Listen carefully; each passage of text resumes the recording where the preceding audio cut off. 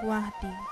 ৰামায়ণ মহাভাৰত দুইখন মহাকাব্যকে ধৰি বিভিন্ন পুৰাণ জনশ্ৰুতি শিলালিপি দানপাত্ৰ আদিৰ আলমত গৱেষকসকলে মন্তব্য কৰিছে যে তাহানিৰ প্ৰাগজ্যোতিষপুৰেই আহোমৰ দিনৰ পৰা বিশেষকৈ শৰাইঘাটৰ যুদ্ধৰ পৰা ক্ৰমাগতভাৱে নিতে নৱৰূপে সজ্জিত হৈ সাম্প্ৰতিক কালত বৃহত্তৰ গুৱাহাটী মহানগৰী হৈছেহি।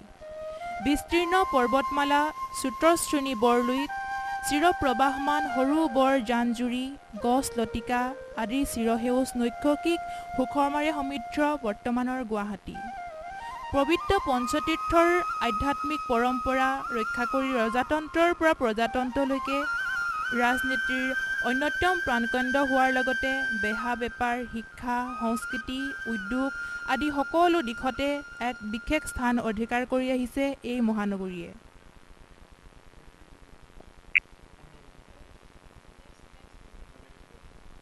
সাধাৰণভাৱে বৰ্তমান গুৱাহাটী চাৰিসীমা হ'ল উত্তৰে মহাবাহু ব্ৰহ্মপুত্ৰ, দক্ষিণে মেঘালয় সীমান্ত, পূবত চন্দ্ৰপুৰ আৰু পশ্চিমত বৰঝাৰ বিমানকোট।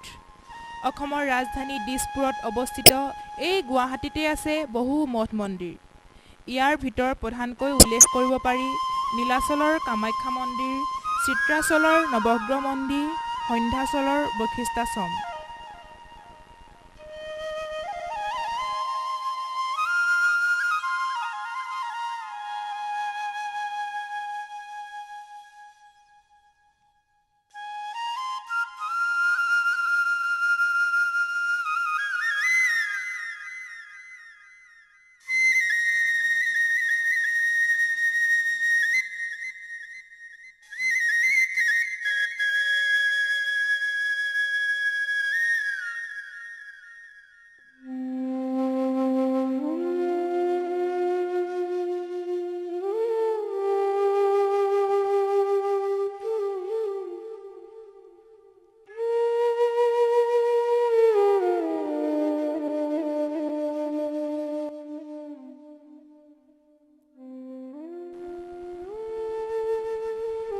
কামাখ্যা মন্দিৰ।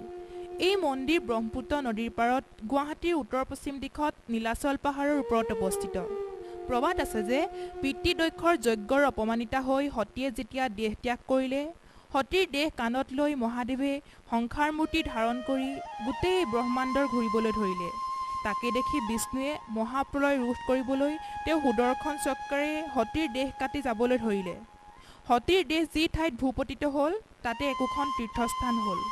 জনা যায় এই নীলাচলতে সতীৰ যোনি অংশ পৰি কামাখ্যা মন্দিৰ ৰূপে পৰিগণিত হ'ল। ইয়াত শক্তি পূজা কৰা হয়। প্ৰতিদিনে ইয়ালৈ দৰ্শনাৰ্থী ভক্তৰ দীঘলীয়া শাৰী দেখিবলৈ পোৱা যায়।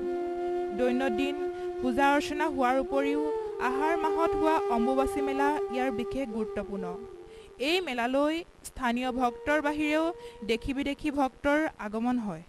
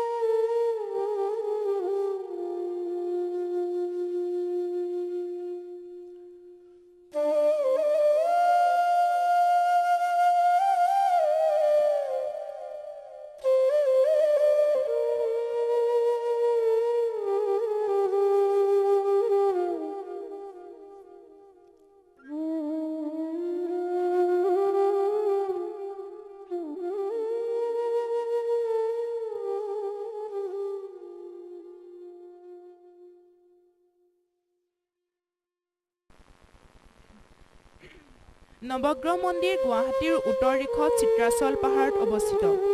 এই মন্দিৰ জ্যোতিষ চৰ্চাৰ কেন্দ্ৰ। ইয়াত সূৰ্য, চন্দ্ৰ, মঙ্গল, বুধ, বৃহস্পতি, শুক্ৰ, শনি, ৰাহু আৰু কেতু এই 9টা গ্ৰহৰ পূজা অৰ্চনা কৰা হয়। তাৰোপৰি ইয়াত এটা জ্যোতিষগৃহ আছে যিয়ে বহুকেইজন জ্যোতিষীয়ে ৰাইজৰ জন্মপত্ৰিকা বিচাৰ কৰি প্ৰতিবিধান দিয়ে।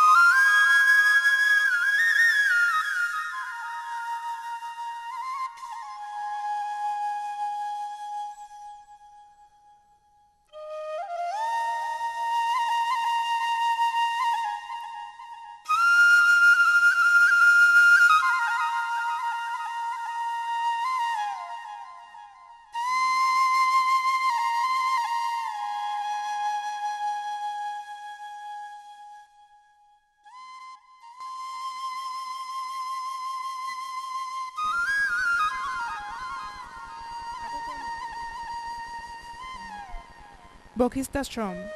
গুৱাহাটীৰ দক্ষিণ দিশত অৱস্থিত বশিষ্ঠাশ্ৰম মন্দিৰ সন্ধ্যাচল পাহাৰৰ এক অপৰূপ প্ৰাকৃতিক পৰিৱেশত অৱস্থিত। পাহাৰৰ পৰা কুলো কুলো সুৰেৰে বৈ অহা সন্ধ্যা, ললিতা, কান্তা নামৰ 3টা নিজৰা এই মন্দিৰৰ কাষতে থকা শিলনিত ঠেকা খাই একেলগ হৈ খৰস্ৰোতা নদী হৈ পৰিৱেশটো আৰু অধিক মনোমোহা কৰি তুলিছে।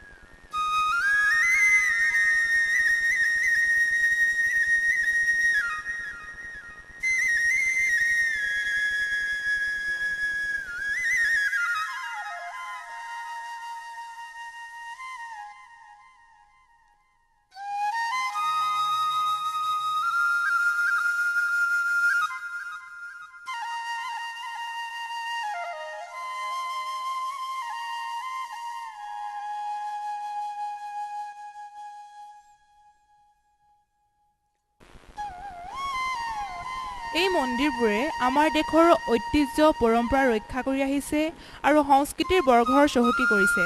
তদুপৰি মহানগৰীত অৱস্থিত মানুহৰ প্ৰাণকেন্দ্ৰস্বৰূপ এই মন্দিৰবোৰ বিভিন্ন পৰ্যটকৰ আকৰ্ষণৰ কেন্দ্ৰস্থলী হৈ পৰিছে। দিনে দিনে অগণন ভক্তৰ সমাৱেশ ঘটে এই মন্দিৰবোৰলৈ। যিমান দিনলৈ মানুহৰ মনত ভগৱানৰ অস্তিত্ব থাকিব, হয়তো সিমান দিনলৈ এই মন্দিৰলৈ অগণন ভক্তৰ লানি নিচিগা সোঁত বৈ থাকিব।